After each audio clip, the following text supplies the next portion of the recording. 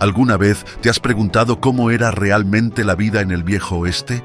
Además de los duelos y las aventuras que pueblan nuestra imaginación, ¿cómo será que los pioneros enfrentaban el día a día en un entorno tan desafiante? Hola, viajeros de la historia. ¿Has pensado en vivir entre vaqueros y fuera de la ley, en tierras sin ley? Hoy vamos a sumergirnos en el corazón del viejo oeste y explorar no solo los tiroteos y las diligencias, sino cómo eran las verdaderas luchas diarias por sobrevivencia y los desafíos enfrentados cada día. Antes de seguir hacia esta jornada por lo desconocido, no olvides dejar tu super like y suscribirte al canal. Ahora, sin más demora, embarquémonos en esta aventura histórica.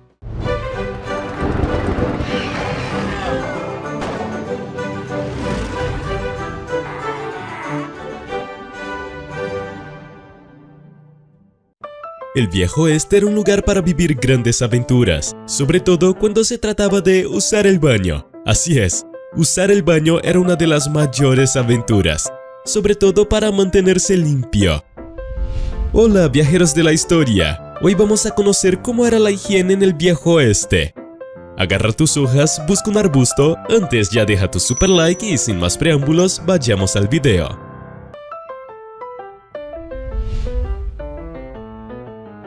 Salud dental suponía extraerse un diente.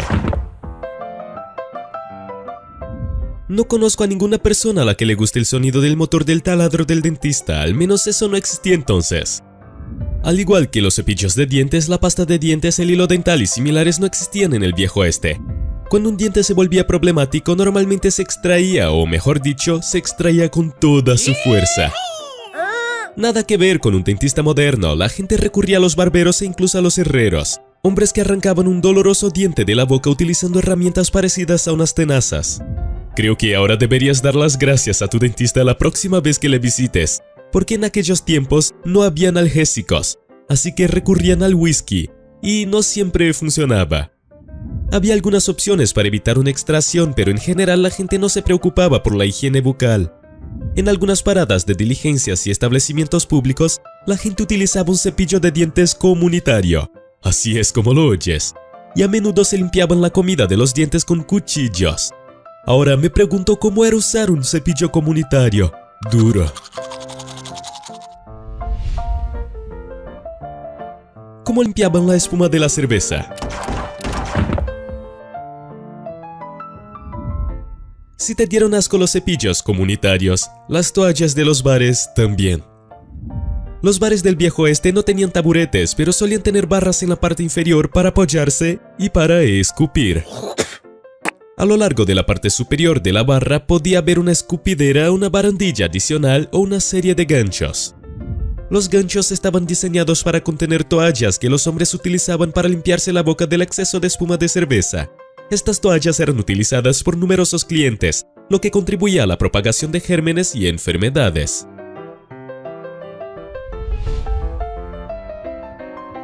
¿Cómo se fabricaba el jabón?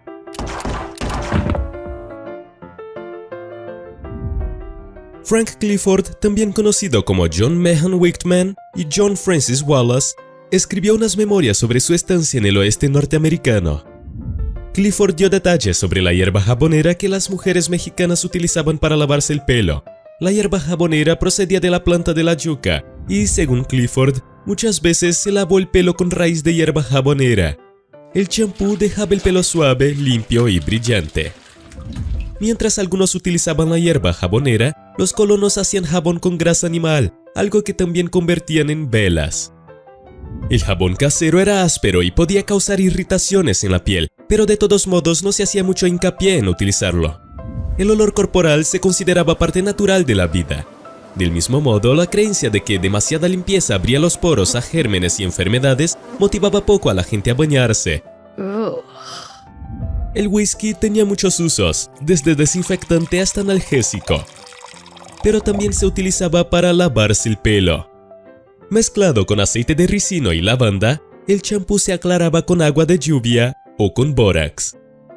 Después de cepillarse o peinarse bien, las mujeres solían rizarse el pelo con lápices calientes.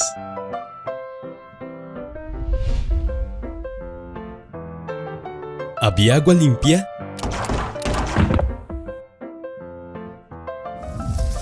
Aunque en algunas partes del planeta es bastante difícil de encontrar, el agua era una parte esencial de la supervivencia en el Viejo Oeste, pero encontrar agua limpia no siempre era fácil. A veces las letrinas construidas por las granjas contaminaban el agua, algo que no siempre sabían las personas que utilizaban el agua cercana. El agua estancada y sucia atraía moscas y otros insectos que dejaban desperdicios y excrementos al revolotear sobre los charcos. Otro problema era la recogida de agua de lluvia en cisternas, agua que estaba limpia hasta que se mezclaban el polvo y otros contaminantes. El que llega primero bebe agua limpia. Para preservar el agua, la gente debería abstenerse de lavar platos y ropa o de utilizar el agua de la bañera para ese fin. Y para colmo, familias enteras solían utilizar la misma bañera, algo que ocurría semanalmente si tenían suerte.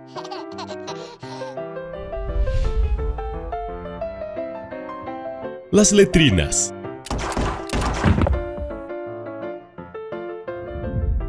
Los retretes exteriores formaban parte de la vida en la frontera, aunque algunas personas simplemente hacían sus necesidades en el bosque o en cualquier arbusto cercano. Sin embargo, se construían retretes o baños cerca de las casas y fincas, en aras de la comodidad y la seguridad. Se cavaba un hoyo y sobre él se erigía una estructura de madera, como en tiempos de mi abuela, y seguro que tú has visto alguna. Una vez que el agujero estaba lleno, simplemente se taponaba y la estructura de madera se colocaba sobre otro agujero, normalmente excavado en las proximidades. Bastante práctico, por cierto, el traslado de las letrinas. La letrina no olía bien, y la gente intentaba enmascarar el olor con lejía o cal.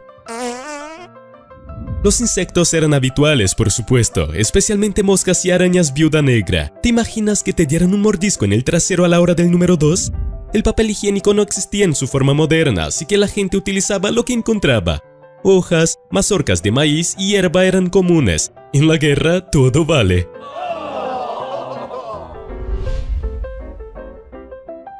Las enfermedades proliferaban. En aquella época el agua se utilizaba de forma multiuso, es decir, se utilizaba y reutilizaba de diversas maneras, y la higiene quedaba muy lejos. Como consecuencia era habitual que aparecieran enfermedades en los campamentos y asentamientos de todo el oeste norteamericano. El cólera fue especialmente frecuente y acabó con la vida de colonos y grupos nativos. Durante el siglo XIX, una serie de brotes de cólera entre los emigrantes mormones se cobró la vida de miles de personas, aunque no se conoce el número exacto. Considerado como un castigo de Dios y una prueba de fe, pensamiento de los mormones de la época y bastante común hoy en día también por algunos cristianos para dolencias actuales, el cólera fue una de las muchas enfermedades que acabaron con un gran número de nativos americanos. Los brotes de la enfermedad se propagaron desde las rutas terrestres hasta las comunidades tribales y entre los nómadas indígenas. Sin embargo, el cólera no mató a tantos nativos como la viruela. No tener enfermedades en todo momento se consideraba una bendición. Sarah Raymond Herndon observó: no hay ni una sola enfermedad en el campamento. Es maravilloso lo bien que estamos, espero que siga así. Sin embargo, en 1873, la buena salud no duró en al menos 18 estados y territorios. Según el Dr. J.B. Van Velson, en el territorio de Dakota, los inmigrantes rusos llevaron el cólera a Yankton, la capital territorial.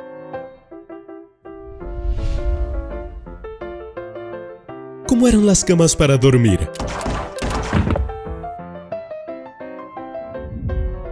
No hay nada mejor que una cama ordenada y con sábanas limpias para tumbarse y dormir plácidamente, pero ¿alguna vez te has preguntado cómo eran las camas de entonces?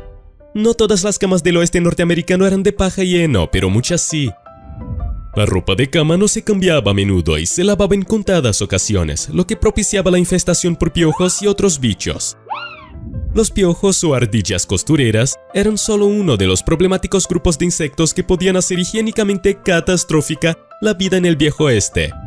Las moscas entraban en los alimentos y los excrementos humanos. Los mosquitos pululaban en los edificios mal aislados. Rose Pender, que visitó el oeste norteamericano entre 1883 y 1888, recordaba una noche en la que intentó dormir. Abundaban los insectos, así que descansé muy poco. Muy poca gente tenía mosquiteras en las ventanas, así que los insectos iban de las casas a los retretes y viceversa, dejando atrás los restos de lo que hubieran recogido por el camino. Solo de imaginarlo se me ponen los pelos de punta, ni acampando hoy en día es tan difícil dormir. Que levante la mano a quien le gusten las películas del viejo oeste. Inmediatamente imaginamos que ocurren cosas locas, como dos locomotoras que circulan en la misma dirección, un joven que huye de su juicio en el último momento y una bebida muy peligrosa que yo no me arriesgaría a probar. Hola, viajeros de la historia. Hoy vamos a conocer 8 historias del viejo oeste que parecen inventadas, pero no lo son. Preparen sus pistolas, llamen al sheriff. Antes ya deja tu super like y sin más preámbulos vayamos al video.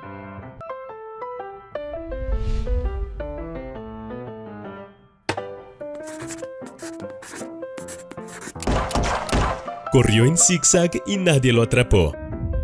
Utilizó métodos audaces para ir tras sus enemigos armados, muy valiente e intrépido. Esto incluso antes de convertirse en el líder de los apaches. Estamos hablando de Jerónimo. Los soldados mexicanos masacraron a la mujer y los hijos de Jerónimo, por lo que este juró vengarse de los soldados. Una noche Jerónimo oyó que los espíritus de la montaña le decían: nunca morirás en la batalla, ni con un rifle. Yo guiaré tus flechas. Tras oír esas palabras, un aire de doble valor invadió su cuerpo. Más tarde, en un combate contra soldados mexicanos, Jerónimo se negó a hacer llover flechas sobre los soldados armados desde una distancia segura. En cambio, avanzó contra sus enemigos corriendo en zigzag. Así es, corre en zigzag y nadie te atrapará. Si alguna vez has corrido así, podría haber sido Jerónimo, el experto en esta técnica que utilizamos en nuestros juegos hasta hoy. Pero en ese momento fue para que no lograran dispararle. Después del zigzag, cuando estuvo lo suficientemente cerca, Jerónimo fue a por los soldados con un cuchillo, tomó sus rifles y corrió de vuelta con sus compañeros apaches. El patrón se repitió tantas veces que los soldados mexicanos empezaron a gritar «Jerónimo» cuando los apaches les atacaban.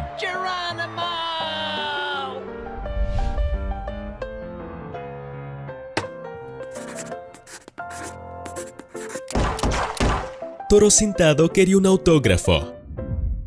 ¿Cuánto pagarías por un autógrafo? En 1884, tras asistir a un espectáculo de tiro del artista Annie Oakley en Minnesota, el jefe Toro Sentado, líder de los Lakotas, nativos americanos, quedó tan impresionado que decidió pagar por su autógrafo. Después de ver el espectáculo, el jefe envió $65 a la habitación de hotel de Oakley, con la esperanza de conseguir una fotografía autografiada de la tiradora. Pero Oakley rechazó la oferta. En su lugar pidió al jefe Toro Sentado que se reuniera con ella. Oakley recordó más tarde: el viejo estaba tan contento conmigo que insistió en bautizarme y me pusieron el nombre de Pequeño Tiro Certero. Más tarde, Toro Sentado y Annie Oakley trabajaron juntos en el espectáculo del salvaje oeste de Buffalo Bill. Es un viejo amigo querido y fiel, y le tengo un gran respeto y afecto, escribió Oakley.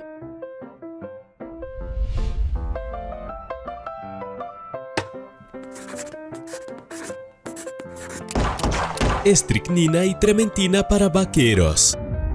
¿Alguien sabe lo que son la estricnina y la trementina? La estricnina se utiliza como veneno para ratas, por ejemplo. La trementina se utiliza a menudo en las soluciones de pintura para prevenir los hongos. Así que ya nos podemos imaginar que las bebidas del viejo oeste no eran para débiles. Los vaqueros, buscadores de oro y mineros no eran muy exigentes con las bebidas. En los salones de Sierra Nevada era habitual vender jugo de tarántula, que contenía estricnina. Y la estricnina no era el único ingrediente nocivo de la bebida. El jugo de tarántula también contenía trementina. ¿Qué pasó con los hombres que pidieron jugo de tarántula? La estricnina les dio una explosión de energía, similar a la respuesta del cuerpo a la metanfetamina. Pero a medida que los bebedores procesaban el brebaje, se les erizaba la piel como si tarántulas les subieran y bajaran por los brazos. Esta sensación solía ir seguida de espasmos musculares y tétanos, con el tiempo el cáncer y una muerte segura.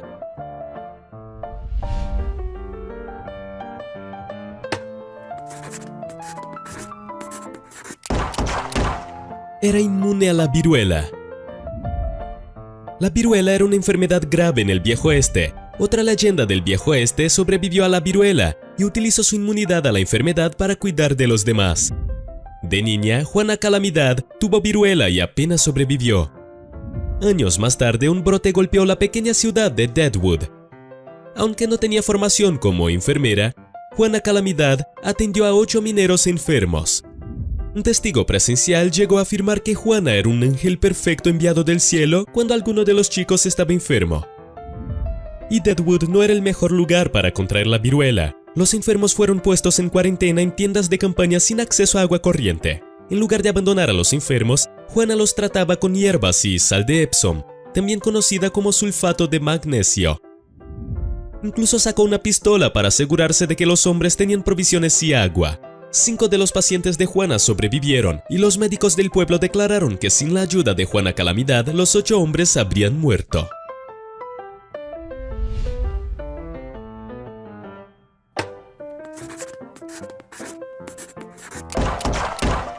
Camellos a Texas. Los amplios espacios abiertos de Occidente eran adecuados para los camellos, así que el gobierno compró 75 camellos de Oriente Próximo. Los camellos solían trabajar en Camp Verde, donde hacían recorridos para llevar suministros a San Antonio. Pero unos años más tarde, la guerra civil interrumpió el servicio de los camellos cuando un funcionario del gobierno decidió subastar los animales. El nuevo propietario envió algunos camellos a Nevada y California. Otros camellos fueron simplemente liberados.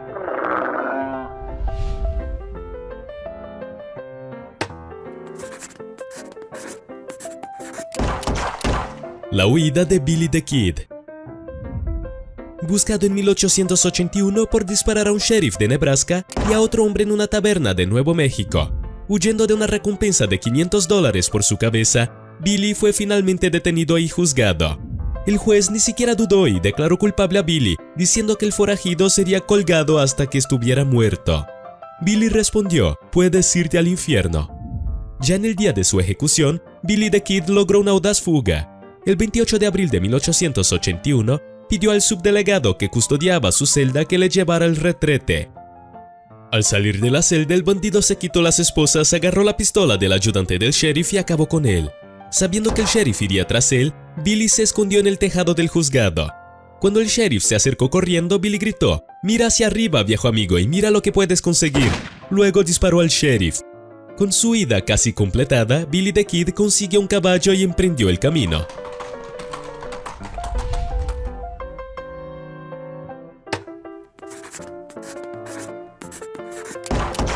Presentación a la reina Victoria de Inglaterra.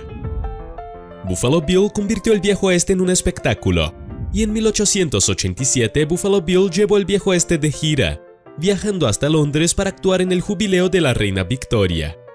Se llevó a más de 200 personas, además de 180 caballos, 18 búfalos, 10 alces, 5 novillos tejanos, 4 burros y 2 ciervos. Una vez en Gran Bretaña, el espectáculo estuvo a punto de provocar un incidente diplomático cuando Annie Oakley le tendió la mano al príncipe de Gales. Pero el futuro rey Eduardo VII quedó tan cautivado por el espectáculo que animó a la reina Victoria a acudir en persona a verlo. Asistían a las presentaciones 30.000 personas deseosas de ver de cerca el Viejo Oeste. Buffalo Bill era un showman con visión de futuro. Cuando le preguntaron si apoyaba el derecho al voto de las mujeres, Bill respondió: "Pon en letras grandes y negras que Buffalo Bill está a favor del sufragio femenino". Y añadió: "Estos tipos que cotorrean sobre las mujeres que ocupan sus puestos me hacen reír".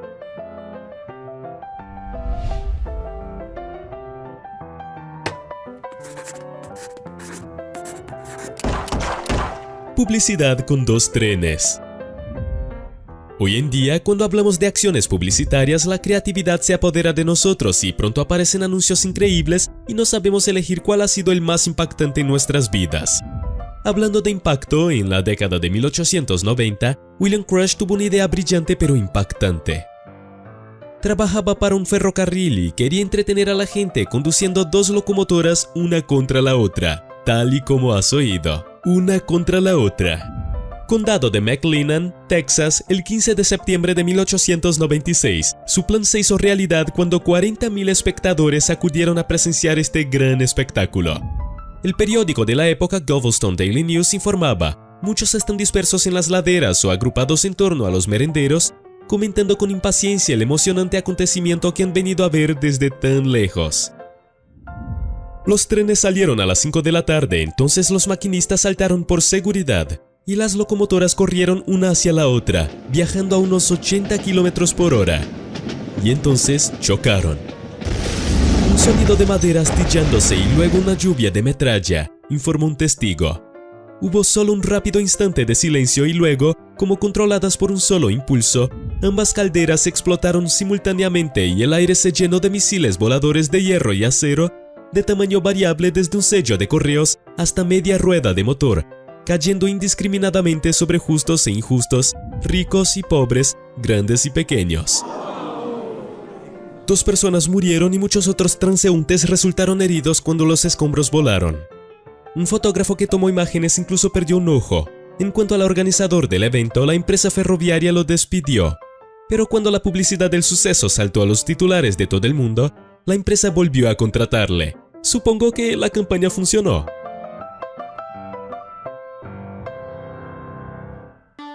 Si pensabas que en el viejo oeste todo eran vaqueros, salones y bang bang, estabas muy equivocado. Las epidemias, ITS, sanguijuelas y bebidas sulfurosas mantuvieron a los médicos muy ocupados. Hola viajeros de la historia, hoy vamos a conocer cómo era la vida de un médico en el viejo oeste.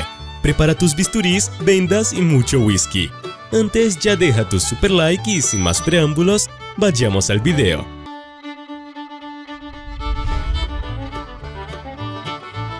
¿Médicos del diablo?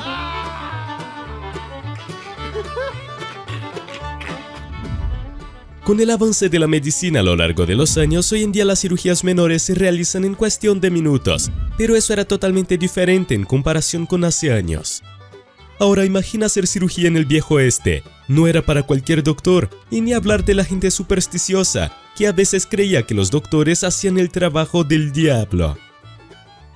Los médicos realizaban autopsias, declaraban la muerte de notorios bandidos tras tiroteos y a veces tenían que realizar operaciones poco ortodoxas para salvar la vida de los pacientes. Un médico de frontera escribió: opere la garganta del niño que se ahogaba abriendo la tráquea y manteniéndola abierta con anzuelos. Eso es lo que oíste, anzuelos. En un caso, un médico realizó una operación el domingo por la mañana. Su paciente, que padecía un tumor ovárico de gran tamaño, fue operada sin anestesia. Pero estoy seguro de que el whisky era bueno para todo en aquella época, incluso para aliviar el dolor durante las intervenciones quirúrgicas. Ahora, imagina una multitud reunida frente a la consulta de un médico, afirmando que el médico estaba descuartizando a una mujer dentro. Pero eso es exactamente lo que ocurrió. La paciente sobrevivió a una intervención de 25 minutos en la que se le extirpó un tumor de 10 kilos del abdomen. Fabricaban sus propios medicamentos.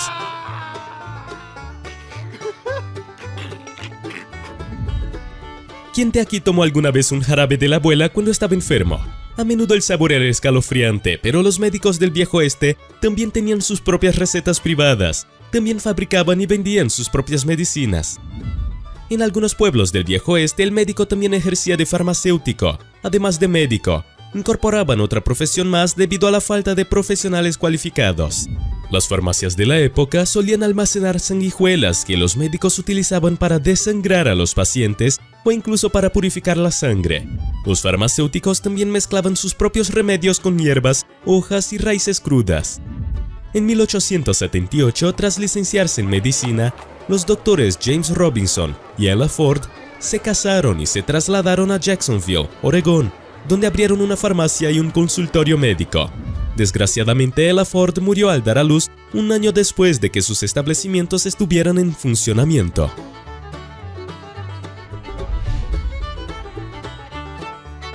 Viajes de alto riesgo.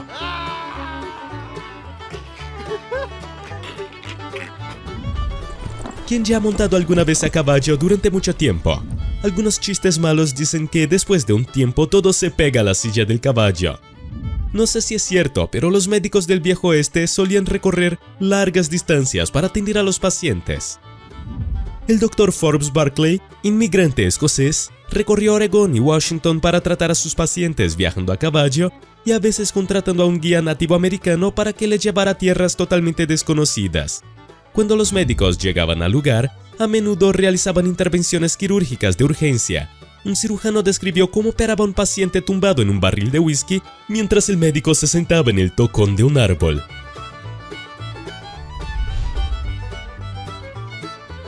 Médicos sin formación.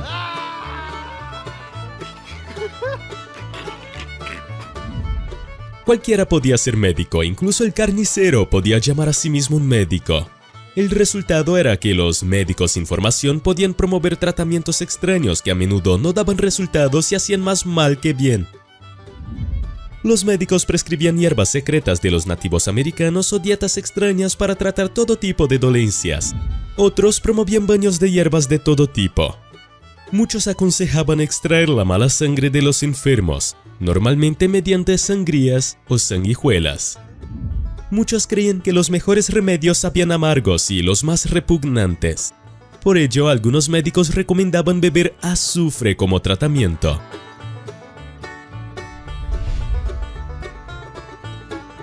¿Qué recetaban los médicos?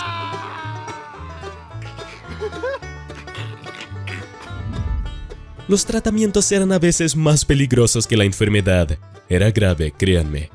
Los médicos trataban muchas afecciones con purgantes, destinados a limpiar la sangre y el sistema intestinal del paciente. Comúnmente administraban dosis masivas de ipeca para inducir el vómito.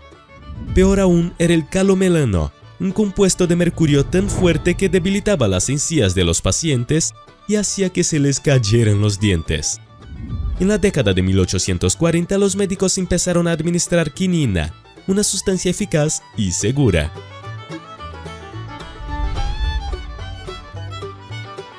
Cualquier procedimiento era válido, solo es tener una cobaya.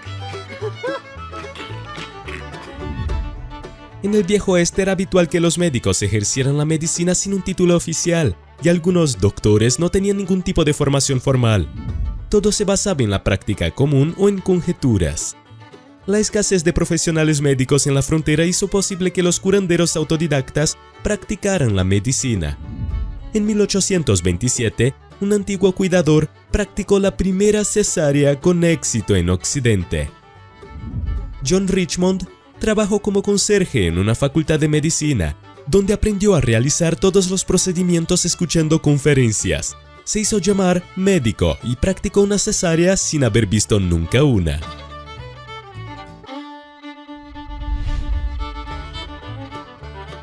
El mantra de algunos médicos.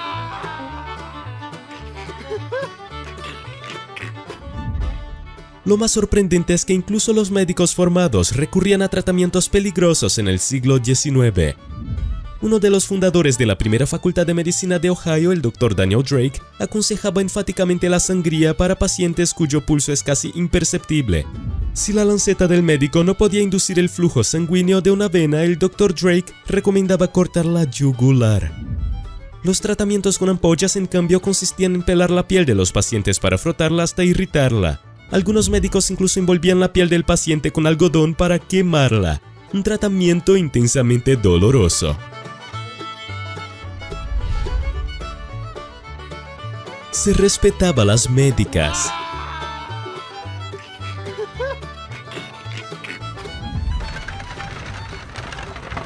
El Viejo Oeste brindó nuevas oportunidades a las mujeres, como es el caso de la doctora Quinn, una de las curanderas más famosas de la época. En 1880, la doctora Bethenia Owens Adair se licenció en medicina por la Universidad de Michigan. Se trasladó a Oregón, donde ejerció la medicina en Portland y Astoria. La doctora Bethenia describió que ejercer la medicina en Occidente era un gran reto. Realicé mi labor profesional lo mejor que pude en aquel remoto lugar, y en ningún momento rechacé una llamada de día o de noche, lloviera o hiciera sol. Muchas veces me vi obligada a caminar a pie por senderos tan cubiertos de densa maleza y obstruidos por troncos y raíces que un caballo y un jinete no podían pasar, y por terrenos fangosos e inundados de mareas con botas de goma.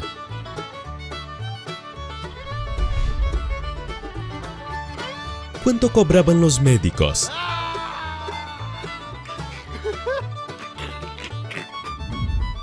Ganar dinero en el Viejo Oeste era complicado y los médicos no ganaban grandes sueldos. A principios del siglo XIX solían cobrar entre 25 y 50 céntimos por consulta, Las visitas más largas, incluidas las pernoctaciones, podían costar hasta $1. Sin embargo, muchos pacientes no podían pagar a los médicos en efectivo. En su lugar, muchos pagaban en bienes o servicios, lo que conocemos hoy como trueque. También solían recibir promesas en lugar de dinero. Como ya sabemos, la vida en el oeste norteamericano no era nada fácil. Una vida dura, llena de misterios, peligros e incluso situaciones difíciles de creer. Hola viajeros de la historia, hoy conoceremos 9 mitos que aprendimos sobre el viejo oeste y que en realidad no son del todo ciertos. ¿Tienes curiosidad por saber cuáles son? Antes ya deja tu super like y sin más preámbulos vayamos al video.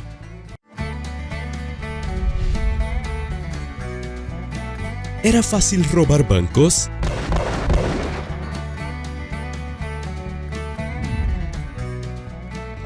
No te creas todo lo que ves en las películas de Hollywood. El público suele ver a un grupo de bandidos del viejo oeste que entran corriendo en un banco con sus pistolas en la mano mientras llevan bolsas de dinero para acabar huyendo de la escena a caballo. Una verdadera escena clásica. Pero en la vida real era realmente así. Los atracos a bancos en el viejo oeste no eran tan comunes. Se calcula que solo se produjeron 3 o 4 en 15 estados en un periodo de 40 años. La vida de las profesionales de relaciones. Como ya sabemos, la vida de una profesional de relaciones nunca fue fácil, ni siquiera honorable. Pero en el viejo oeste la situación parecía un poco distinta. Ganaban sueldos altísimos, gozaban de libertades especiales y vivían en condiciones confortables. Las damas de los burdeles eran algunas de las mujeres más libres, cultas y ricas de la época. Para hacerse una idea, algunas chicas recibían cuidados especiales, como contratos policiales para protegerlas.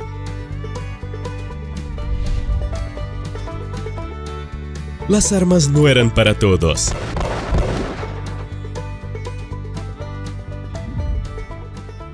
Si pensabas que todo el mundo podía llevar una pistola en la cintura, sepa que no era así. Muchos granjeros y primeros colonos poseían una pistola o un rifle. Pero no todo el mundo en el viejo oeste llevaba un arma de fuego allá donde iba. Las leyes sobre armas eran estrictas en las ciudades occidentales y a menudo se prohibía a la gente llevarlas dentro de los límites de la ciudad. Por ley, llevar un arma era ilegal y punible en Tombstone, por ejemplo. La imagen distorsionada de los nativos norteamericanos. Sin duda, nombres como Jerónimo o Toro Sentado los habrás visto u oído en alguna película. Aunque hubo algunos casos de lucha entre los nativos norteamericanos y los colonos del oeste por el territorio, las películas hacen creer a la gente que vaqueros e indios estaban constantemente en guerra entre sí. Pero esto no es cierto. Hay tantos ejemplos de tolerancia y convivencia como de animadversión entre los vaqueros y la población nativa norteamericana. De hecho, los nativos norteamericanos hicieron buenos negocios con los colonos, a menudo intercambiando bienes y proporcionando servicios de orientación. ¿Había solo vaqueros blancos en el viejo oeste? En las obras clásicas del oeste, los vaqueros son predominantemente blancos. Sin embargo, el viejo oeste tenía su parte de etnias multiculturales. De hecho, se rumorea que el personaje del llanero solitario se inspiró en un marshal estadounidense negro llamado Bass Reeves. Además, el primer grupo conocido de vaqueros del oeste eran en realidad granjeros mexicanos llamados vaqueros y caballeros españoles llamados caballeros. Ambos eran expertos en las tradiciones de la conducción de ganado y la equitación. No todos los forajidos que dominaban el oeste eran hombres. Algunas damas ocupaban el importante papel de ser una proscrita. Estas temibles mujeres cometieron varios delitos muy punibles, como robos, robos con armas de fuego y asesinatos.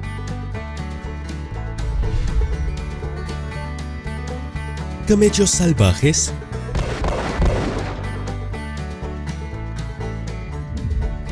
La leyenda del fantasma rojo de Arizona no era más que camellos salvajes. ¿Cómo acabaron estos camellos en Arizona?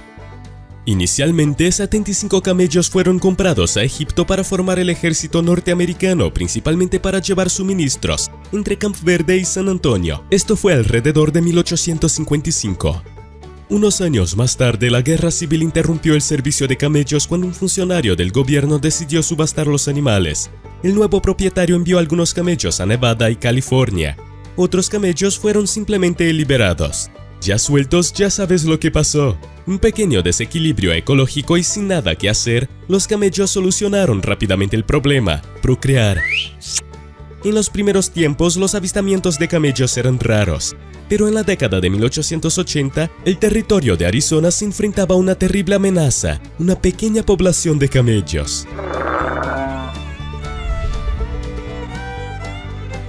¿Era el viejo oeste tan salvaje? ¿Sobrevivirías al salvaje oeste? Y la respuesta es sí. La visión en la que el viejo oeste era tierra de nadie o simplemente donde el diablo hacía parrilladas no era del todo correcta.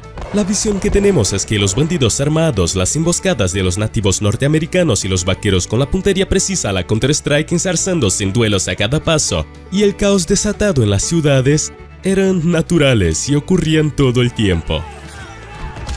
En realidad, la mayoría de las ciudades eran bastante tranquilas. De hecho, algunos historiadores llegan a afirmar que el viejo oeste era un lugar mucho más civilizado, pacífico y seguro que la sociedad estadounidense actual. Aunque no existían gobiernos locales, había organizaciones y clubes privados que ayudaban a resolver los problemas de propiedad, robo y delincuencia, manteniendo las cosas bien organizadas.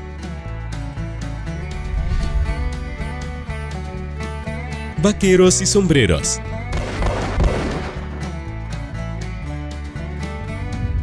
Contrariamente a lo que muchos creen, el sombrero vaquero Stetson no era una elección popular para muchos pioneros del viejo oeste. La imagen de los vaqueros siempre con sombrero era básicamente un truco de película. De hecho, los sombreros de vaquero más populares y prácticos eran el bombín y el derby, porque era menos probable que salieran volando cuando se cabalgaba a gran velocidad. Además, habría sido muy inseguro llevar un enorme sombrero blanco cuando estabas realmente en medio de un tiroteo, ya que habría sido un blanco fácil.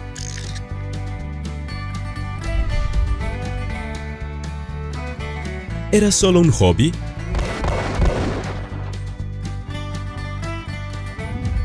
Si juegas a las cartas por diversión y como hobby, en aquel entonces un pequeño juego de cartas podría convertirse rápidamente en una cuestión de vida o muerte en muchas películas del oeste. Los juegos de cartas eran un negocio aún mayor de lo que se cree. De hecho, se consideraban una profesión seria, y los mejores jugadores se iniciaban como deportistas profesionales. Además, varios salones de juego y burdeles se dedicaban a albergar partidas de cartas competitivas y competiciones profesionales. Imagínese lo que estaba en juego en estos juegos. Había mucho dinero que ganar. Cuando recordamos las películas del viejo oeste, una de las imágenes que nos vienen inmediatamente a la cabeza es la del increíble salón y todo lo que ocurría en su interior entre cuatro paredes. Hola, viajeros de la historia, hoy desvelaremos cómo eran las relaciones amorosas en el viejo oeste o simplemente mojar el bizcocho. ¿Tienes curiosidad, no? Pues ya deja tu super like y sin más preámbulos vayamos al video.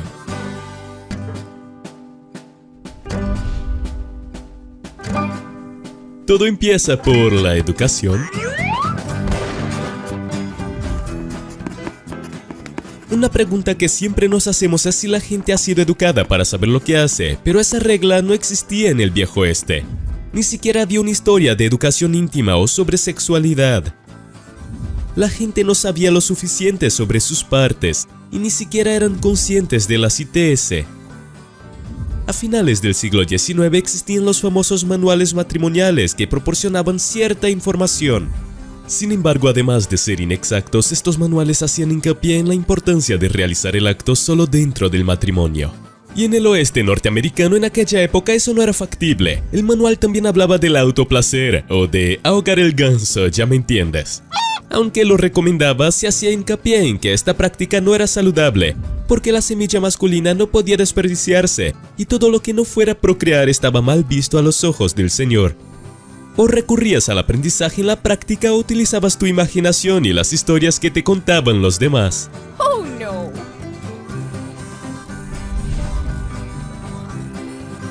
Había jergas como las hay hoy. Mojar el bizcocho, ahorcar el ganso, son eufemismos populares que utilizamos para decir ya sabes qué.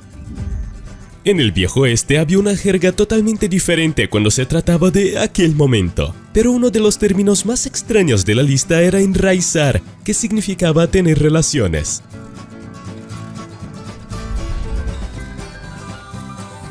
Transformistas era bastante común. El historiador Peter Boog, en una de sus investigaciones sobre el viejo oeste, se sorprendió al descubrir lo común que era el travestismo. A menudo las mujeres se vestían de hombre para obtener las ventajas que se les negaban durante este periodo debido a su género. Los hombres también se han dedicado a esta práctica. Durante una conferencia sobre sexualidad y cuestiones de género del oeste norteamericano en la Universidad de Wyoming, Boog declaró: "Para lo que no estaba preparado cuando empecé a descubrir a todos estos travestis de mujer a hombre, también empecé a descubrir cientos de historias de hombres que se visten de mujer. Así que si pensabas que solo había hombres duros, la realidad era otra".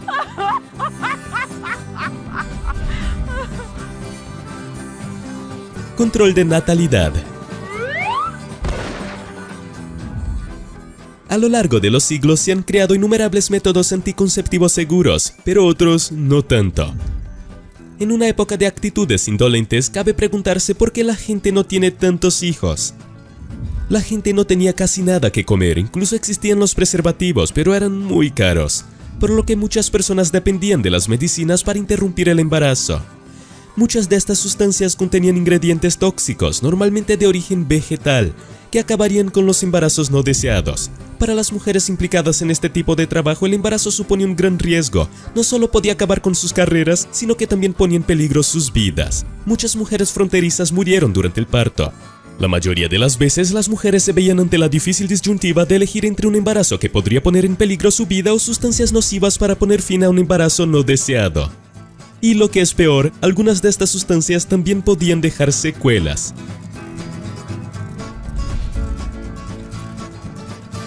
Casi nunca había intimidad. Y en el momento tan esperado, ¿cómo lo hacía una pareja? ¿Simplemente se levantaba la falda o buscaban un rincón acogedor o a oscuras? Era casi así, porque la privacidad para los momentos más íntimos era casi nula. En el viejo oeste era muy común que las familias vivieran en casas pequeñas, normalmente formadas por una habitación grande. Así que naturalmente cuando se trataba de que todos los miembros de una familia compartieran un espacio, la intimidad no era posible. Entonces es justo cuestionar cómo tenían momentos íntimos con personas que siempre estaban en la misma habitación como niños u otros familiares allí. Según el autor Brian Watson, que ha escrito sobre el placer adulto como práctica privada en Europa, explicó que durante la Reforma, figuras como Martín Lutero crearon una santidad de la privacidad en torno a la intimidad que se extendió también a otros continentes. En otras palabras, era común tener relaciones en un entorno que podía tener familiares, siendo tratado como algo natural y algo divinamente comprensible. Si en aquella época no había educación sexual, menos aún intimidad. Si quieres intimidad, vete a un salón. ¿Era normal la homosexualidad? Secreto en la montaña retrata muy bien el amor entre personas del mismo sexo. Cuando uno piensa en el viejo oeste, su mente puede evocar imágenes de hombres duros y machos que encarnaban características masculinas estereotipadas. Si así es como ves el viejo oeste, quizá te sorprenda saber cómo los vaqueros vivían realmente la homosexualidad. La sociedad del viejo oeste no etiquetaba necesariamente a las personas como homosexuales o heterosexuales, sino que permitía a cada uno ser quien necesitaba ser en cada momento. Cuando las mujeres no estaban presentes en las grandes comunidades, en un campamento minero lleno de hombres, por ejemplo, algunos desempeñaban el papel de mujeres por placer físico y doméstico, y se ponían en tela de juicio los roles de género considerados normales.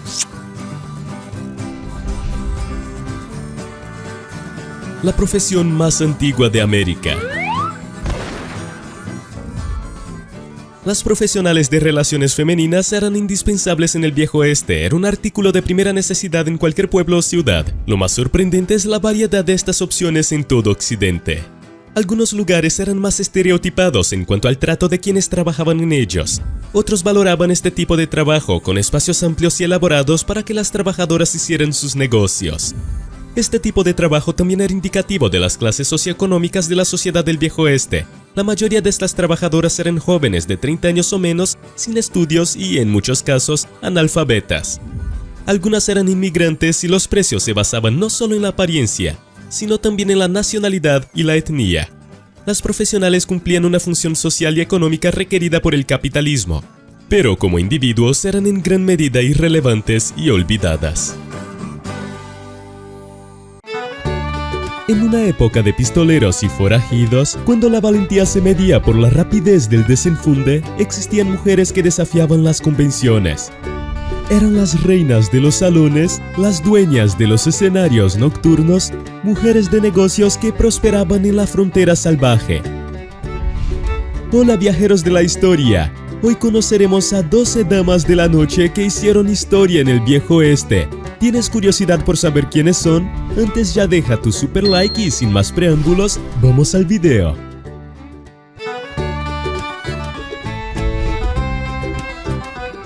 La expansión de Julia Ballet en Virginia City, Nevada.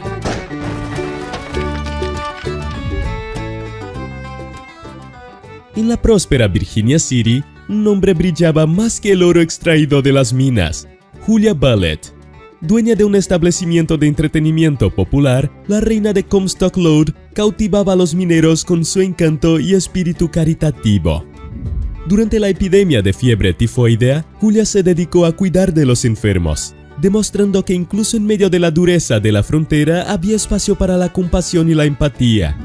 Su vida y trágica muerte son recordatorios de la dureza del Viejo Oeste, pero también del espíritu de resiliencia y determinación que definía a las personas que vivían allí.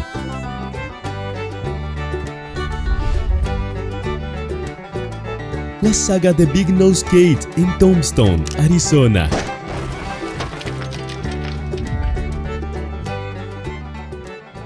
En Tombstone, una ciudad sinónimo de conflictos y tiroteos, Big Nose Kate se destacó por su personalidad audaz y conexiones peligrosas. Como compañera de toda la vida del infame Doc Holliday, Kate era conocida tanto por su belleza como por su tenacidad. Ella estuvo presente en algunos de los momentos más icónicos de la historia del Viejo Oeste, y su determinación para enfrentar cualquier desafío que se le presentara la convirtió en un personaje inolvidable en la trama de Tombstone.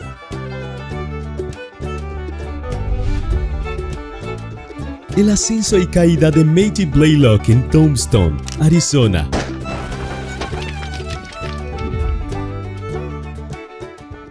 La historia de Mattie Blaylock es una de ascenso y caída. Originaria de Kansas, Mattie viajó hacia el oeste con la esperanza de una vida mejor. Como compañera de Wyatt Earp, uno de los hombres más notorios del Viejo Oeste, vivió algunos de los eventos más históricos de la época. Sin embargo, la vida en la frontera también tenía sus desafíos. La lucha de Mattie contra la adicción al láudano es un testimonio de la cruda realidad que muchos enfrentaban en aquel entonces.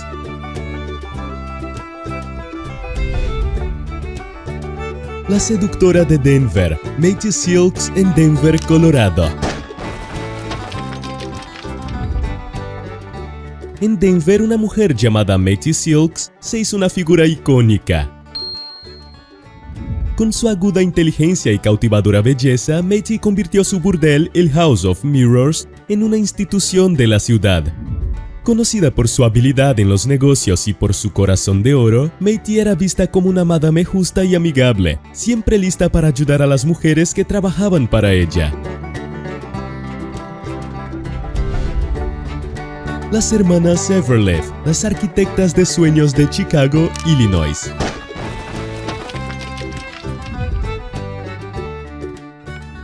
En una ciudad conocida por su rigidez y formalidad, las hermanas Everleaf desafiaron las normas sociales y crearon el Everleaf Club, un establecimiento de entretenimiento para adultos de alto nivel. Mina y Ada Everleaf no solo brindaban placer a sus clientes, sino que también se esforzaban por asegurar que sus mariposas, las mujeres que trabajaban para ellas, fueran tratadas con dignidad y respeto. Su éxito e influencia fueron tan grandes que el término Everleigh se convirtió en sinónimo de clase alta y calidad.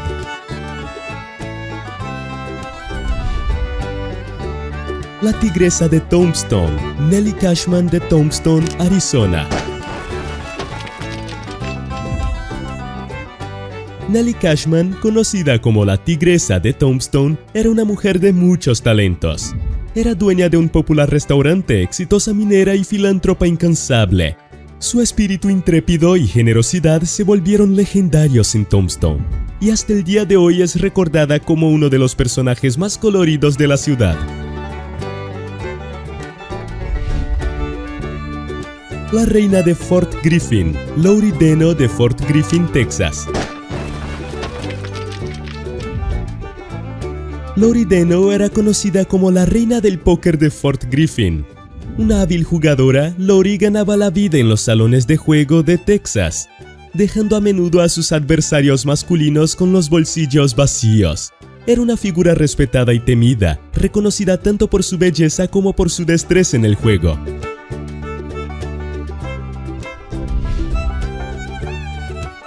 La Madame de Seattle, Lou Graham de Seattle, Washington. En Seattle reinaba Lou Graham. Dueña de uno de los burdeles más prósperos de la ciudad, era conocida por su generosidad, donando grandes sumas de dinero para proyectos de infraestructura y escuelas públicas. Lou era una visionaria, viendo el potencial de Seattle mucho antes que los demás. Su influencia era tal que, después de su muerte, la calle donde se encontraba su burdel fue rebautizada en su honor.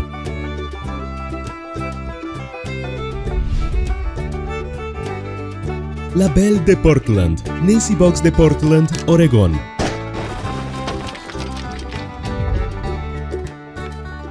Nancy Boggs fue una mujer innovadora que desafió las leyes que prohibían la venta de alcohol en la ciudad y creó un establecimiento flotante que se hizo uno de los lugares más populares de Portland. Nancy era querida por los habitantes de la ciudad, quienes admiraban su astucia y determinación para eludir las leyes arcaicas que limitaban la vida en la ciudad.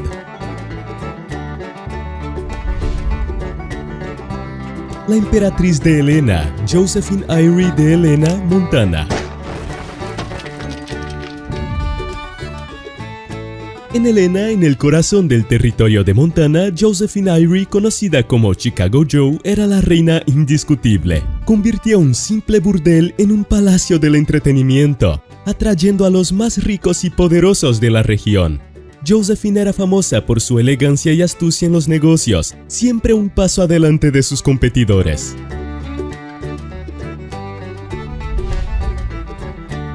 Las sirenas de San Francisco, Atoy y Belcora de San Francisco, California. En San Francisco, dos mujeres destacaron entre las demás, Atoy y Belcora. Atoy, una inmigrante china, cautivó a la ciudad con su belleza y encanto. Abrió un establecimiento de entretenimiento donde presentaba bailarinas chinas y se convirtió en una de las primeras mujeres chinas en presentar una demanda en los Estados Unidos, luchando por los derechos de las mujeres y contra la explotación. Belcora, por otro lado, era una dama de la alta sociedad que decidió abrir un burdel para mantenerse a sí misma y a su amado Charles Cora. Su burdel, conocido por su sofisticación y elegancia, se convirtió en uno de los establecimientos más famosos de la ciudad. Belcora, con su belleza e inteligencia, se convirtió en una figura destacada en la sociedad de San Francisco, y su trágica muerte marcó el fin de una era.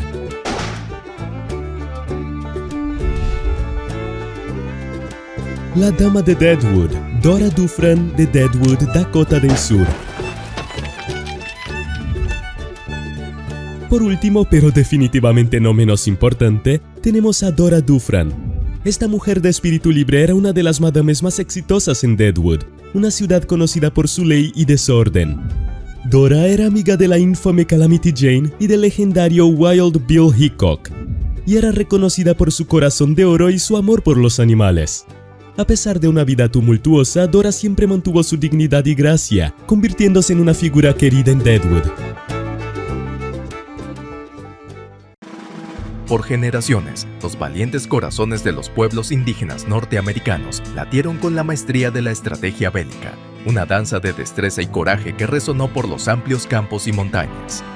Sus tácticas, forjadas en el fuego de la resistencia, no solo desafiaron, sino que también dieron forma al curso de los invasores europeos, llevándolos a un respeto reticente y la adopción de estas artes de guerra.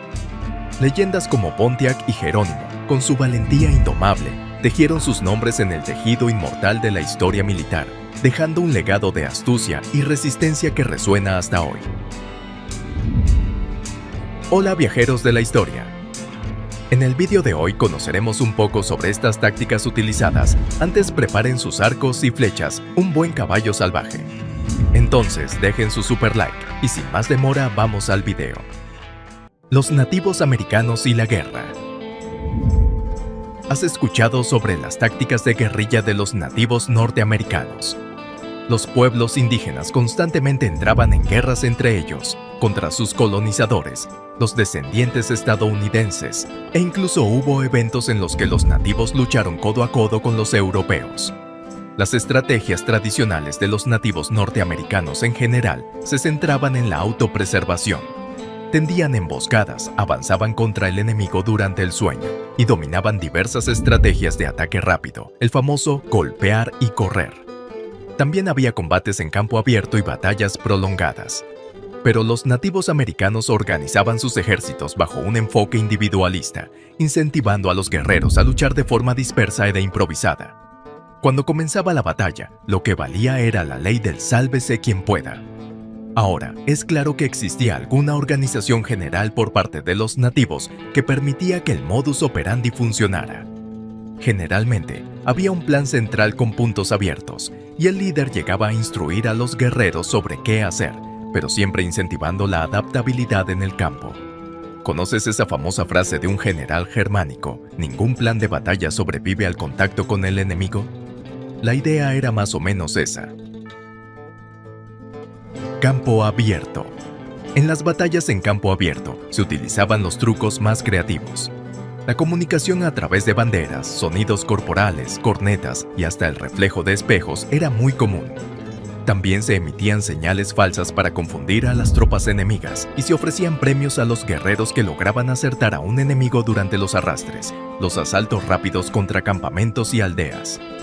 Los ejércitos indígenas en general estaban bien equipados y dominaban el combate cuerpo a cuerpo. Sus armas incluían lanzas, hachas de piedra y flechas que eran disparadas en llamas. El uso de veneno en las puntas de las flechas era inusual, pero también ocurría. Además, muchas tribus domesticaban caballos y cabalgaban durante los ataques y huidas. Esta era una de las pocas ventajas materiales de los nativos en relación con los europeos durante el período precolonial. Sustituían parientes muertos. Una de las costumbres más insólitas de algunas tribus de la época era reemplazar a los parientes muertos en batallas por enemigos supervivientes. Así es como lo oyes.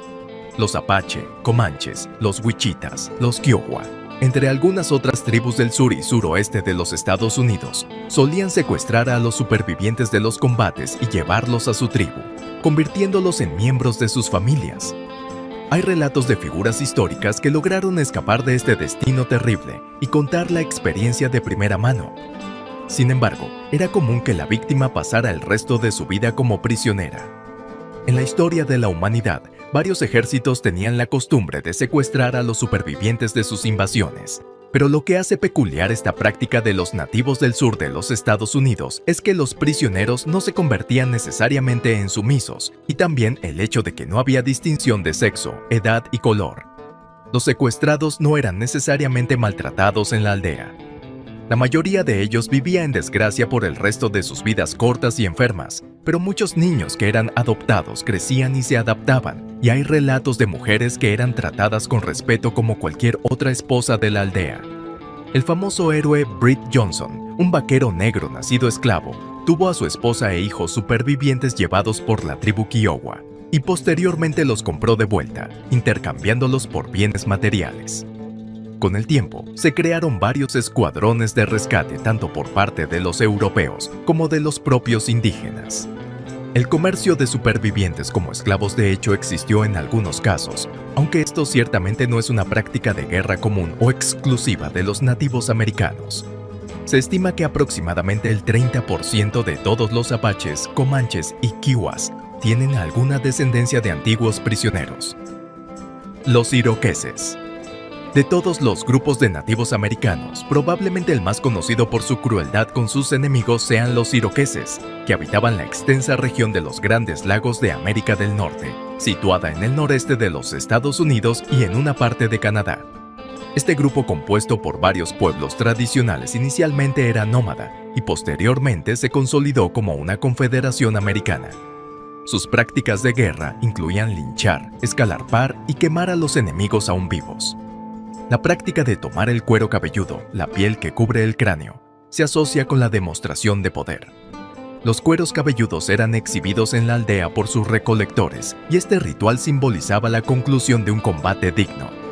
A pesar de que la tradición era la razón principal detrás de la remoción del cuero cabelludo del enemigo, hay informes de artículos de cuero humano que fueron comercializados por indígenas en la región norte de los Estados Unidos como cinturones y sombreros. Las guerras de luto. Los nativos iroqueses fueron responsables de la concepción de las llamadas guerras de luto. Cuando un pariente moría en una batalla, era costumbre de la familia cazar a un nativo de una aldea rival para reemplazarlo. Las diversas tribus iroquesas mantenían esta práctica entre ellas como forma de sobrevivir y resistir a los avances europeos en el continente. Era un proceso diferente al que ocurría con los indios del sur y suroeste, que adoptaban prisioneros de otros pueblos para controlar el nivel poblacional. Los iroqueses creían que la pérdida de los guerreros derrotados afectaba la fuerza espiritual de toda la tribu. Sin embargo, había un concepto más utilitario y servil en este intercambio macabro. El objetivo del reemplazo era mantener la cantidad y la calidad del capital humano de la propia aldea para la guerra. Los prisioneros iroqueses eran probados antes de la inclusión, con el objetivo de averiguar si serían útiles. Los nativos solían torturar y quemar a la víctima para probar su resistencia física. Si el prisionero se mostraba demasiado frágil, era asesinado de forma ritual. La resistencia al dolor físico excruciante era un atributo altamente valorado por ese pueblo. Sin embargo, no se sabe con certeza la razón detrás del asesinato de aquellos que se consideraban débiles, especialmente con tal crueldad sistemática. Este punto es utilizado por muchos historiadores para argumentar que estas guerras también eran impulsadas por venganza. Moral cívica. Para los iroqueses no existía la idea de que era hermoso morir luchando. No había honor en ser derrotado en una batalla y se recomendaba altamente la retirada durante la derrota. Si un indígena del grupo era herido o la misión empezaba a salirse de control, lo natural era que los restantes huyeran para preservar sus propias vidas. Los cuerpos de los guerreros muertos ni siquiera eran enterrados o llevados de vuelta a la aldea, ya que se creía que sus almas se convertirían en fantasmas amargados. Una familia o una persona que no buscara reponer al ser perdido, perdía el prestigio entre sus congéneres, y los hombres que fueran requeridos para la caza y no cumplieran con su compromiso, podían nunca más casarse por el resto de sus vidas. Más aún porque la orden era dada por las mujeres, encargadas de las cuestiones burocráticas y estratégicas de la aldea en las sociedades iroquesas. Grandes líderes y estrategas se destacaron en la historia nativo-americana. Tal vez el más famoso de ellos fue el jefe Pontiac, que lideró la Guerra de Ottawa y se enfrentó a la ocupación inglesa de la región de los Grandes Lagos durante la Guerra Franco-Indígena. Pontiac se identificaba como un Ottawa, pero su verdadera ascendencia es un misterio. Por la falta de referencias consistentes sobre su familia y trayectoria de vida, una de las teorías más aceptadas es que Pontiac haya sido un bebé secuestrado y adoptado por los Ottawa. La Guerra Franco-Indígena. En la segunda mitad del siglo XVIII estalló la Guerra Franco-Indígena en América del Norte. Recuerda, nunca juzgues una guerra por su nombre. El conflicto no fue entre los indígenas y los franceses. La Guerra Franco-Indígena fue una disputa territorial entre franceses y británicos en sus colonias, y varios pueblos indígenas se aliaron con ambos bandos. Adivina cuál de los dos le puso nombre a la guerra. Por coincidencia, el bando ganador y que se quedó con el país. El conflicto ocurrió durante la Guerra de los 7 Años, una confrontación aún mayor que abarcó todos los continentes ocupados por europeos. Había un compromiso total de los pueblos indígenas con la guerra, tanto que los que se aliaron a un bando se mantuvieron fieles hasta el final.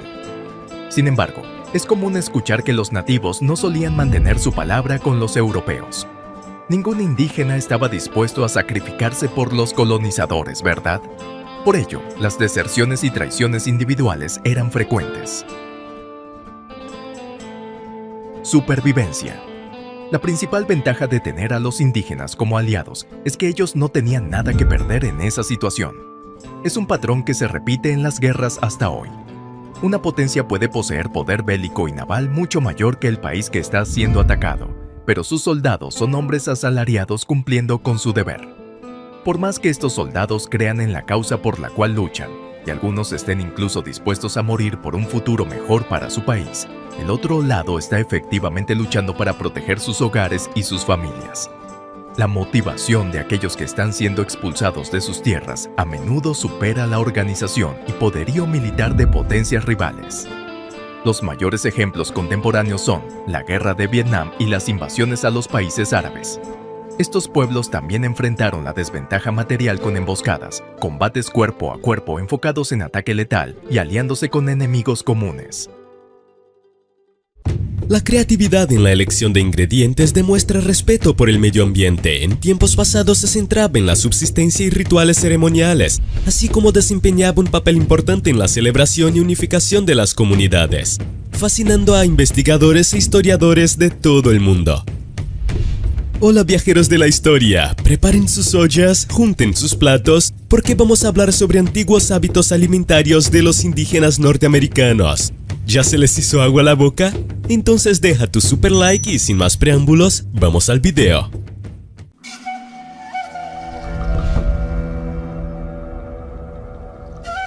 Atú, el estofado de cordero navajo.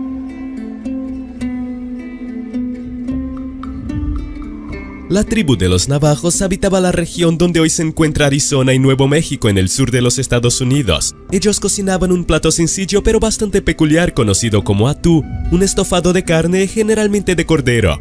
Después de cocinar la carne se añadían verduras y era costumbre comer el plato acompañado de panes o tortillas crujientes de maíz.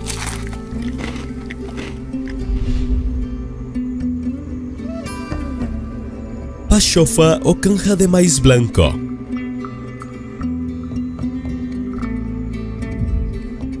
Uno de los platos nativos más antiguos y conocidos hasta hoy es la canjica.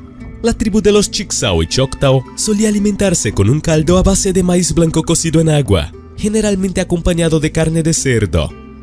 Este caldo, llamado pashofa por los nativos, se considera un alimento inventado por los Chickasaw.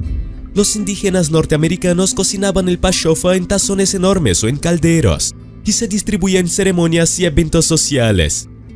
En algunas ocasiones el caldo se servía en cuernos o incluso en cráneos vacíos de animales. El consumo de este alimento está asociado con prácticas religiosas a lo largo de los siglos. La danza de la canja era un ritual en el que una persona enferma era dejada sola con el curandero de la aldea. Mientras el curandero pronunciaba palabras mágicas para alejar los malos espíritus, los demás miembros de la tribu bailaban alrededor a cierta distancia. En estas ceremonias la canjica se servía a los aldeanos entre un baile y otro.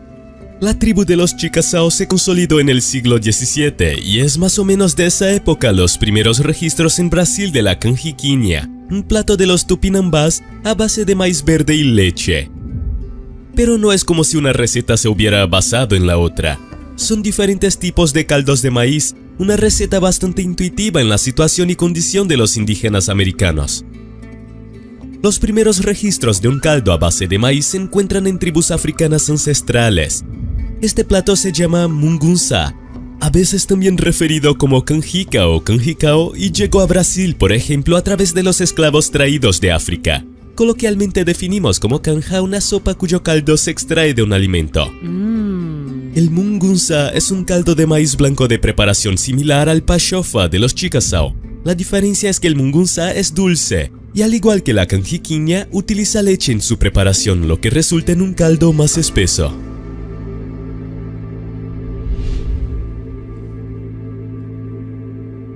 Las carnes de la caza y pesca.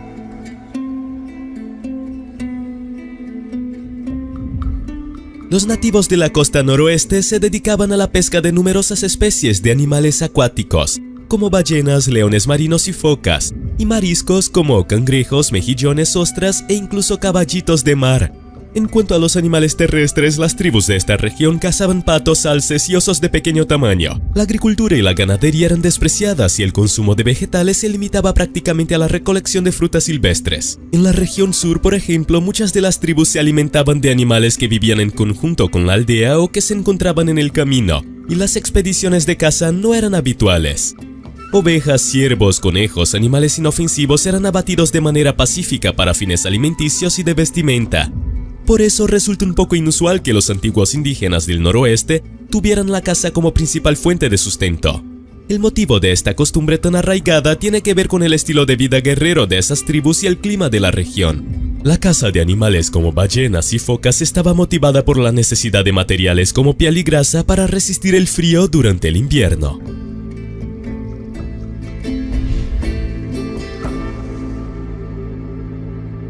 Pata de oso.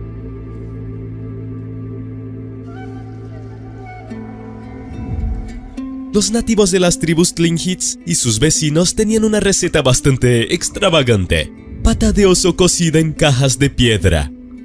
Variaciones de la receta incluyen un guiso con vegetales o incluso sobras de otras carnes.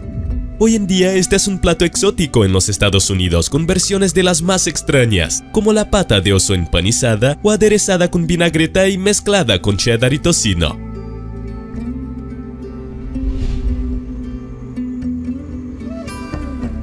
Forma de preparar carne.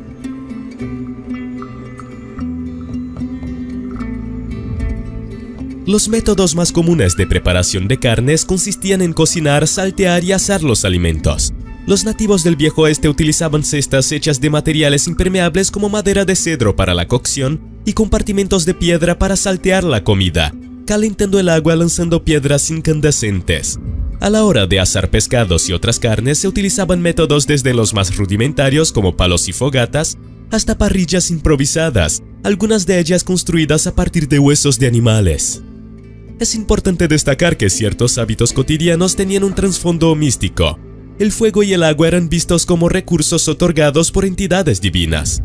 En la región oeste de California corría una leyenda que, en una época muy antigua, en los albores de la creación divina, los elementos de la naturaleza se comunicaban con los humanos. Los árboles, el agua, el viento, todo estaba dotado de espíritu y voluntad, y la armonía perpetuaba entre todas las formas de vida. Entonces, cierta vez, los espíritus del fuego se rebelaron contra los humanos por el uso banal del elemento e hicieron que el fuego desapareciera de la tierra, volviéndolo inaccesible a los humanos. Existen historias similares con relación a los espíritus de la lluvia, por eso los rituales chamánicos con el objetivo de complacer a las entidades y preservar el suministro de estos recursos eran frecuentes.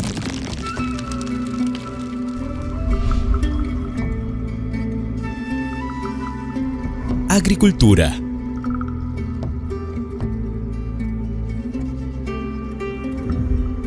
Los hábitos alimentarios de las tribus del sureste de los Estados Unidos eran muy diferentes de los cultuados por los valientes cazadores de la región norte. Pueblos como los Cherokee, los Yuchi, los Catawbas y los propios Chickasaw eran agricultores que practicaban la policultura, y sus granjas se extendían por miles de hectáreas.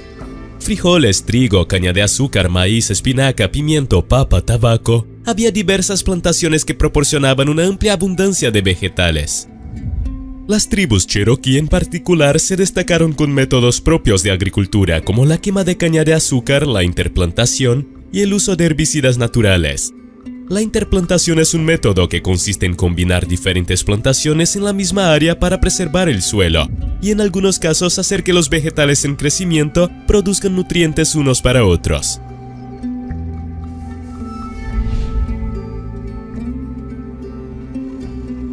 Pan frito.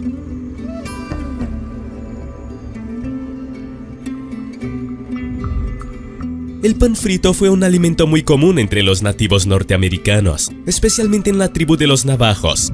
Su preparación se hacía a partir de agua, harina, leche y grasa vegetal. Se utilizaban diferentes tipos de panes variando según la región. Era un alimento muy versátil, que podía ser cubierto con carne, vegetales, especias y también servido como postre. La receta no es muy diferente de la famosa bruschetta, una receta de pan tostado cubierto de especias que fue popularizada por los italianos. La tribu de los navajos es originaria de muchas recetas exóticas que aún se consumen hoy en día. Esto se debe al hecho de que tenían una cocina muy creativa con relación a la gestión de los recursos disponibles y a la preparación. Los navajos eran conocidos por la variedad de platos con casi los mismos ingredientes, el uso de especias, sin hablar de la herencia cultural de la cocina de los antiguos pueblos de Centroamérica.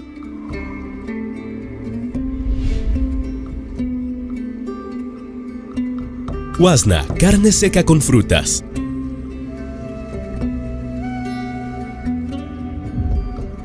No obstante, muchas tribus indígenas veían el acto de alimentarse de forma puramente pragmática, como una necesidad siendo suplida. No todos los alimentos eran preparados de forma amorosa y metódica. En la región de Dakota del Sur había una mezcla de carne seca con frutas secas llamada huasna.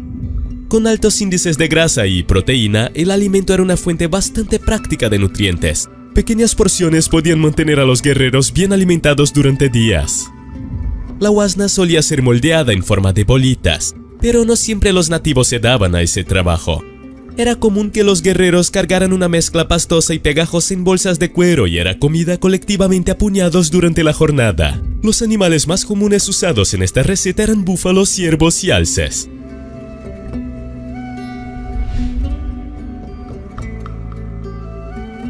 Hasta los días de hoy,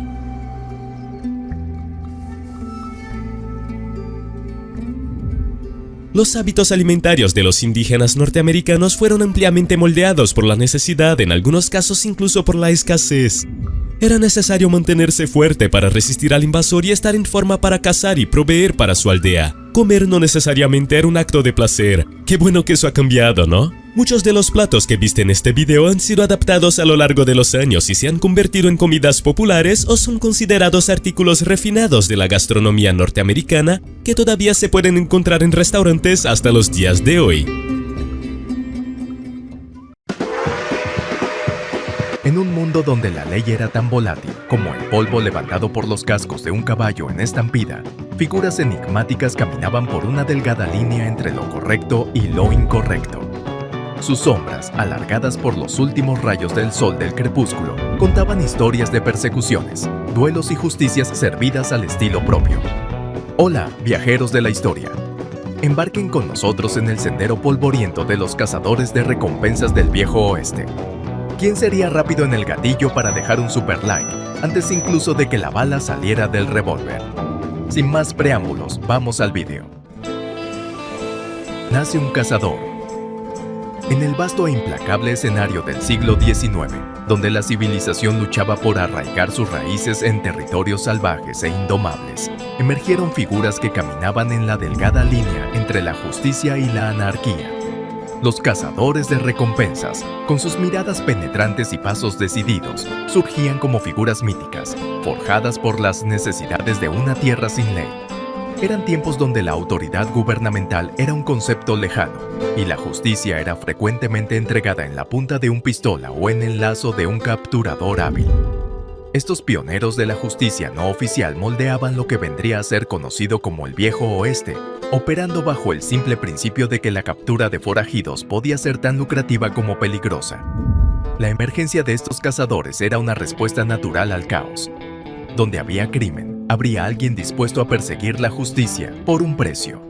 Eran al mismo tiempo temidos y respetados, pues aunque su existencia era un testimonio del desorden, también eran señales de que la justicia aún respiraba. La senda de la justicia y la codicia. Entre las historias que resuenan por las llanuras y cañones, las de Tom Horn y John Wesley Harding destacan, ilustrando vívidamente la dualidad de la vida de estos hombres. Tom Horn, por ejemplo, fue un hábil rastreador y tirador, conocido tanto por sus habilidades para capturar forajidos como por la controversia que rodeaba sus acciones, flirteando constantemente con los límites de la moralidad. John Wesley Harding, por otro lado, fue un notorio forajido que afirmaba haber matado a más de 20 hombres, pero cuyas narrativas también flirteaban con la línea entre el mito y la realidad. Lo que define a un cazador de recompensas es esa capacidad de vivir en un mundo de sombras, navegando entre la justicia y la codicia con una facilidad que muchos veían como una bendición, mientras otros veían como maldición. Sus historias nos revelan no solo la naturaleza peligrosa de sus profesiones, sino también el complejo tejido moral dentro del cual operaban. Entre la ley y el pistolero. La línea que separaba a los cazadores de recompensas de los meros pistoleros era, en muchos aspectos, tan difusa como el polvo levantado por un caballo en estampida. Ambos vivían a la sombra de la ley, pero mientras un pistolero podía simplemente buscar el próximo pago, independientemente de la moralidad de sus acciones, el cazador de recompensas era compelido, al menos en teoría, por un mandato, una autoridad que legitimaba su persecución. Eran los ejecutores de una justicia primitiva, donde el papel firmado por un sheriff o juez era el único velo que los separaba del abismo de la ilegalidad. En este mundo, la decisión de perseguir a un hombre no se tomaba a la ligera. Requería una mezcla de valentía, determinación y una moral flexible, pues muchas veces la ley que seguían era tan volátil como aquellos a quienes buscaban capturar. El concepto de justo era un lujo que pocos podían permitirse contemplar. Duelos al atardecer. El polvo suspendido en el aire marcaba el escenario donde ocurrían los enfrentamientos más tensos entre cazadores de recompensas y sus objetivos. Los duelos al atardecer se convirtieron en emblemáticos del Viejo Oeste, una representación cruda del conflicto entre justicia y supervivencia. Estos enfrentamientos no eran solo demostraciones de valentía o habilidad, sino narrativas complejas de venganza, honor y, a veces, desesperación. La silueta de los contendientes, recortada contra el cielo en llamas, era un recordatorio visual de la delgada línea entre la vida y la muerte. La rapidez en el gatillo era crucial, sí, pero la verdadera batalla se libraba en los segundos de silencio y tensión que precedían al disparo. Cada duelo tenía su propia historia, a menudo envuelta en misterios y versiones conflictivas. ¿Quién iniciaba el duelo?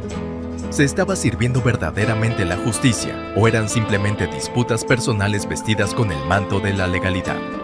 En este contexto, leyendas como Wyatt Earp y Doc Holliday se convirtieron en figuras míticas, no solo por sus habilidades con las armas, sino por navegar en este complejo mosaico moral con un sentido de justicia propio. Los códigos del cazador. La vida de un cazador de recompensas estaba guiada por un código no escrito, una brújula moral que orientaba sus acciones en un mundo donde la ley era a menudo insuficiente o inexistente. Había, por ejemplo, un entendimiento tácito sobre qué contratos aceptar o rechazar, basado no solo en el valor de la recompensa, sino en la naturaleza del crimen y en el carácter del acusado. La lealtad entre cazadores de recompensas también era un aspecto fundamental de este código, formando una red de confianza y respeto mutuos en un entorno inherentemente traicionero. Y aún así, la manera en que trataban a sus capturados revelaba mucho sobre sus valores personales. Algunos optaban por entregarlos a la justicia con el mínimo daño, mientras otros no mostraban la misma deferencia.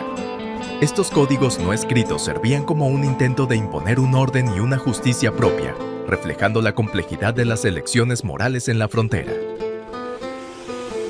Las historias no contadas. Detrás de las hazañas celebradas de los cazadores de recompensas yacen historias raramente contadas.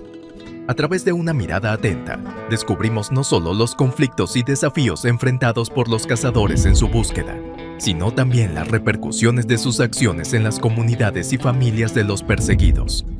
A menudo, los cazadores de recompensas eran vistos como héroes, trayendo criminales ante la justicia. Pero la historia es siempre más compleja. La persecución de un forajido podría llevar a la destrucción de propiedades, traumatizar a inocentes e incluso resultar en muertes accidentales. Leyendas y verdades.